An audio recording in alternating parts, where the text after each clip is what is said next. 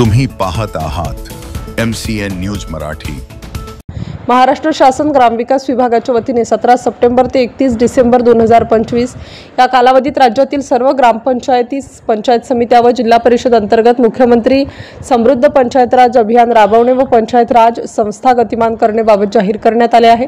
अभियानांतर्गत सरपंच, उपसरपंच, सदस्य, ग्रामपंचायत अधिकारी, मुख्याध्यापक, अंगणवाडी पर्यवेक्षिका, अंगणवाडी सेविका, ग्रामपंचायत कर्मचारी, रोजगार सेवक, केंद्र चालक, बचत गट, CRP तसेच तालुका स्तरावरील संबंधित अधिकारी कर्मचारी यांच्यासाठी खामगाव तालुकास्तरीय कार्यशाळेचे आयोजन 9 सप्टेंबर 2025 रोजी स्थानिक कोल्हटकर स्मारक मंदिर सभागृहात करण्यात आले। कार्यशाळेचे उद्घाटन उपविभागीय अधिकारी डॉक्टर रामेश्वर पुरी यांच्या हस्ते करण्यात आले।